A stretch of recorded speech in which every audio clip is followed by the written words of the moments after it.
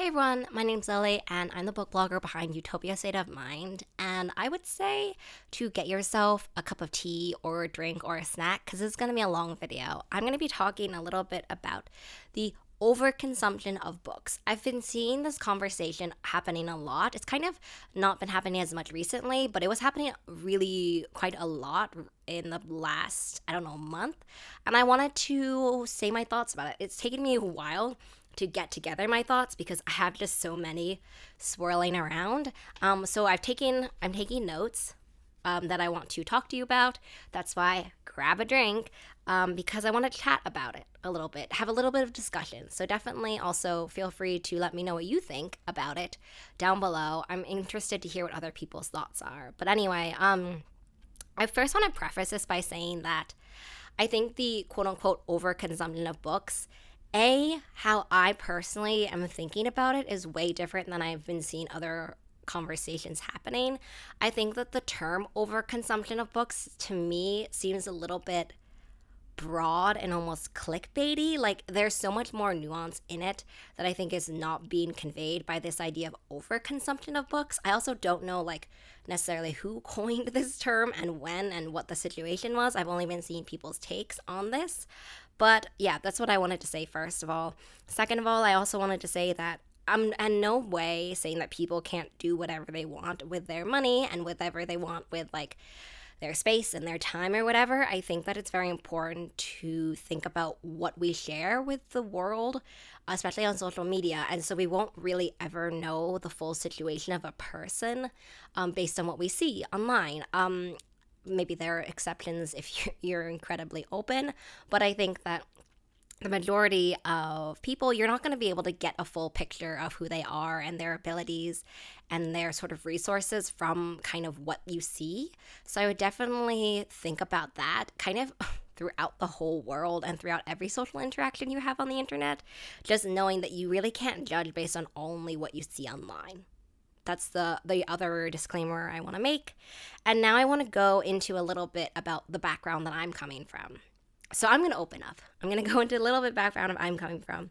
Growing up as a teen and with my own personal relationship to the consumerist approach to books or to the ability to buy books, I guess.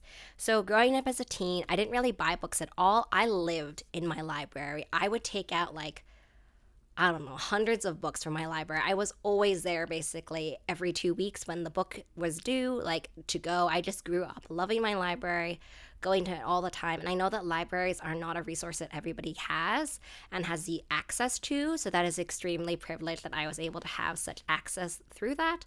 But I basically went to the library. I never really bought books. I mean, I had a few things I had the Dane's Wild Magic Quartet. I had a lot of paranormal urban fantasy books that I may have picked up at used book sales and stuff. That was where I was able to buy books, used book sales. I have a lot of used copies of Mercedes Lakey's books.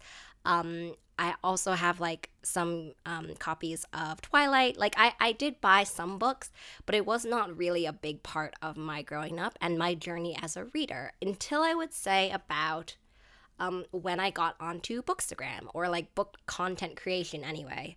I've had my blog for over 6 years, but even at the beginning, I wasn't really buying a lot of books in general, right?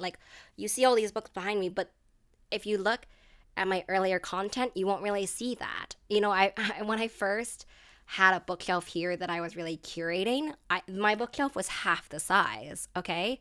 And I only had one and it was half the size. So I think that personally, when I think about sort of overconsumption or the purchasing of books, I can see a huge exponential increase within the last 6 years, and how I feel about the purchase of books has really radically changed throughout this time period. And it entirely has to do with my consumption of book content and book creation and bookish influences within those past 6 years. I think that as I have evolved as a person throughout those years, I really was I want to have a nice bookshelf. I want to be able to do it by color, right? And I think that a lot of this, at least from the very beginning, that first exponential jump, happened because I saw all of these people who were posting their giant bookshelves, and I was I should have books, right? Like I felt very much like I wasn't a valid enough reader if I didn't have a bookshelf and I didn't have books and everything. And that's a completely personal feeling, but I think that it's a feeling that a lot of people get. I think that there's like this cyclical conversations that we're seeing online, specifically on Book Talk right now. But I saw it very much when I first started joining Bookstagram. When I first joined Bookstagram, if you ever scrolled back through my hundreds of posts, you'll see that I didn't really have a lot of books. My content was very different. I felt very much when I first started as like, oh, this is really exciting. I loved setting up the things. I would bake sometimes things just for Bookstagram photo shoots. And then I was realizing that like the hype, the attention, the people who were getting big on these platforms were the ones who had a lot of books. They were the ones who had the new books, the new releases. And so I felt very much like, oh, is there a place for me on Bookstagram? At that point, I took a long hiatus from Bookstagram. Okay, I was still book blogging. I was kind of buying a little bit more books, but it was just not in my like ability in my situation to do that.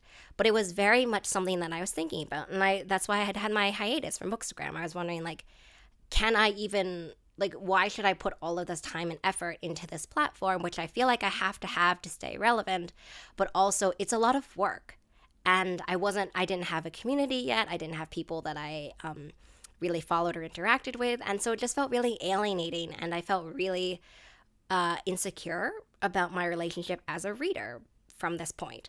So I definitely wanted to preface this whole thing with kind of that individual story. And I do think that's part of what we're seeing, this cyclical conversation coming back again about having these kind of hallmarks or these trademarks, and to be like, oh, that's what constitutes a reader. Having the books, organizing the books, reorganizing the books, buying new books, like all of these different things has in the past, to me at least, felt very much like, oh, these are the staples of what it means to be a reader on the internet, what it means to be able to have like the credentials to post. That's not how I feel about it at all anymore, but that's certainly how I felt at the beginning. And I think that we can even still see that now today, like, you know, larger accounts which, you know, have been doing work, very hard work, honestly, posting with these giant spreads where they have props, really fancy lighting, you know, things to interact with, right? Like, and that's not feasible for everyone, precisely. Certainly was not feasible for me when I started, and also is not really necessarily feasible for me now. I have like 5 things that I kind of cycle through, and that's just it for me at the moment. But I definitely think you can still see traces of this sentiment. Especially for me, what I think about is the difference a physical book will have in terms of interaction and likes and viewership versus an ebook or versus a digital mock-up. I think we see this all the time with cover reveals. Cover reveals having no physical books, no arcs to put on. And so then for me, I've noticed a difference when I will manipulate the cover onto a fake book versus if I had just done like it on my phone, which is what I used to do. And so I definitely think that you can see these things, specifically Instagram, because I think Instagram is a very aesthetic platform. And I do think that the qualifications, considerations that need to be made on that platform is different than, for example, Book Talk or BookTube or whatever. But I do think it's worth thinking about in this conversation, like the difference in interactions you'll get. And I specifically want to mention, I had seen a really great video from Drea on TikTok about haul videos. And this idea that haul videos are getting content, getting a lot of engagement, and it definitely creates this thing where like, oh, these videos are getting the engagement and the likes and the interactions, so then I should be producing these videos so that I can get those interactions as well. And I also want to say, like, it's not about the numbers precisely. I think the numbers are a quantifying way to measure success, quote unquote. I also think that this is a way or a metric that publishers or, you know, PR agencies, book PR agencies are using. It's not the full story, but it is definitely a factor into it. And so I do want to say that when people talk about numbers and engagement and followers and everything, and also me, I think that it's very reductive to be like, oh, they only care about the numbers, when in reality, everything that we do has this cost and effect relationship, and the mental toll, emotional labor, and all of these things related to it. And I do think that while it is very important to create content that you love deeply, content you care about, and to not care about it, it's also something where like you have to also keep in mind the ways that you're trying to use your statistics to, for example, get access to opportunities or get access to paid opportunities or get access to arcs in general. Like, I think that to have no conception of it would be great if we kind of just created in this vacuum of creative space, but I just don't think it's realistic. I think that publishing is a business, specifically, how to market books to sell, how to market books to gain new readers.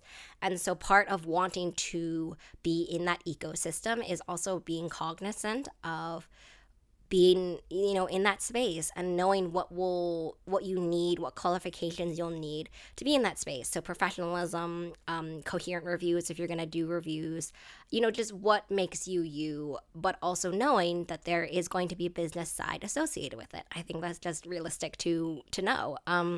So I definitely think that this take, like, as soon as you care about the numbers, then all you care about is the numbers. I just don't think that is fair to people who are producing in this ecosystem, and also with a specific goal or with a specific even just desire to see the things that they produce and take genuine hard work to see it being shown to people. All of these things, these social medias are occurring on an algorithm base. And so it matters to have the things even shown to your own followers. I could go on and on about talking about this, but I'm just going to stop and keep on going with the video. But yeah, I think that it's important to keep the nuance in these conversations. I know we're on the internet, which is not necessarily a place for nuance, but I'm just going to say it.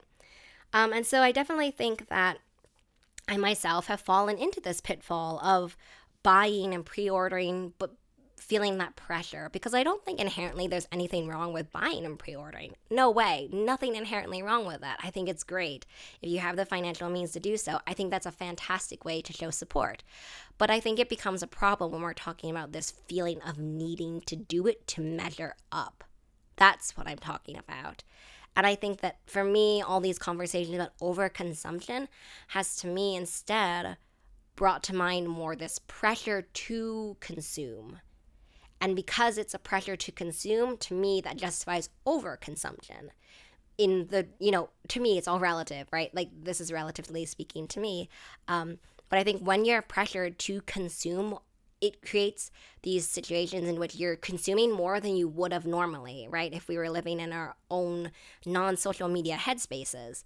And because of that, I think that maybe that is where this term has gone, and that's certainly how I interpret the term. But at the same time, I think we should also be talking about, when I talked about these hallmarks or characteristics of being a book creator on the internet, a book reviewer, a book person on the internet, I think that we're going to get into a lot of conversations about, okay, well, what does it mean then to be a reader? What do you feel like it means then to be a reader? Is it to have the bookshelves? Is it to do all of these things? And I think all of these conversations kind of get to the core of this insecurity of being, a validity of being a reader in these spaces, and the pressures and expectations and the desires to kind of not compete, but like to meet everyone else in this playing field, in this level space. I first of all want to say the opportunities do not exist the same for everyone. It just cannot be.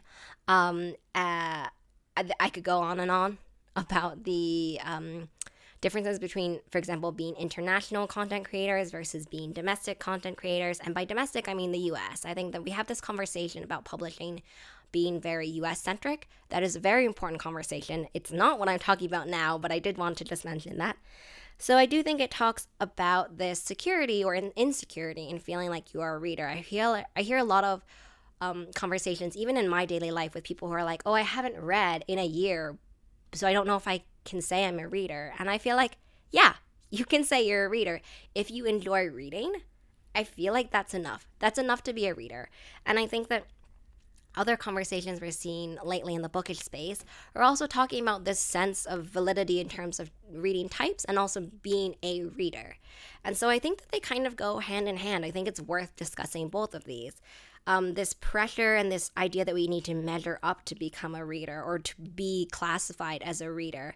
I think that it starts also being like, oh, how many books have you read? That's a conversation I've seen a lot over the last 4 months or so. This idea that, like, oh, I only read one book. Does that qualify me as a reader? Or these things of like, oh, that person can't be reading if they're reading like 20 books a month. Both of the sides of the spectrum, right? And I think both of them are really talking about how we verify how we feel as being valid readers, and this kind of idea of judgment. Judgmental spaces is also about audiobooks or graphic novels counting as reading, right? The things that I'm saying are conversations we see popping up all the time, but I think that they're all linked, right? Like, if we feel like we have to measure up to being a reader or being a book person on the internet in a variety of different ways, it manifests itself in all of these different conversations about consumption and overconsumption and collecting and having like 5 of the same book. I have 5 of the same book, right? Like, all of these things are talking about all these ways you measure up, or you feel non-valid, or you don't feel like you're a reader like quote unquote everyone else. And so I think that all of these things cannot really be discussed without each other. And that's what I've been thinking about through this entire time. And that's why it's taken me so long to gather notes for it. And so I think that where does this leave us? Okay. As I said, I've tried to be as clear, I guess, how I feel in this video, but I know that it's gotten very rambly because I think there are a lot of really important, nuanced conversations that are happening here, and I think that my takeaway, my TLDR, is that I see this conversation about consumption and overconsumption, whatever that would mean, of books being very much tied to this core of validity as a reader, verification of a reader, and feeling like you don't measure up as a reader. That's just my personal take. And so I think that it is important to reiterate that if you like reading, you're a reader. It doesn't matter how many books you read, how few books you read, you are a reader. How many books you own, how many books you don't own, you are a reader. You deserve to be able to share your opinions about reading in this space, and you deserve for them to be taken seriously, to have a voice in this conversation. It should not matter any of those things. If you read all audiobooks, if you read only graphic novels, like, none of these things really should matter. And I think that as soon as we start to try to sort of create these limitations and these boundaries, that's when you have all these conversations about feeling like you measure up, right? Like, I should not, when I restarted Instagram, have felt like I needed to buy more books just so I could post about it. All I needed to do was post about books. And you can see a lot of other creators have done really great things about posting, all ebook reviews or whatever. I just never got there. But I think that it's important to think about the pressures that we feel. I do think it's a separate conversation to talk about like the capitalism and the sort of labor exploitation in the bookish spaces. That definitely feels like another conversation for a different day. But yeah, I think it's important to not react because you feel like you're not enough, but to react genuinely out of a sense of passion and engagement. If that's the only wise thing I said, I'm fine with that, honestly. Yeah, so I know that even though I had notes, it has ended up being quite rambly. I'm very sorry about that. So please let me know in the comments below, what are your thoughts? How do you see this term of overconsumption of books? Like, what does that mean to you? Do you agree with me? Do you not agree with me? Like, I want to discuss a little bit more, but I know it's kind of optimistic and idealist for me to be like, I want to make a space for open and nuanced discussion on the internet, because I feel like sometimes those things are kind of like a hypocrisy, like a juxtaposition jumbo shrimp kind of thing. But yeah, I'm interested in your thoughts. I think that it has a lot of things still to unpack. I will try to keep jotting down my thoughts into these kinds of discussion videos between you and I. I really enjoy them. I know that this is like the first one I've been doing, but I've been throwing a lot of ideas around in my head. And yeah, I hope that you've enjoyed this. I'm really eager to hear your thoughts about it. I really love seeing these discussions develop and evolve throughout time and throughout varying perspectives on the internet. So yeah, I hope you have a really great reading day, week, month, and year. Until I see you in the next one. Bye.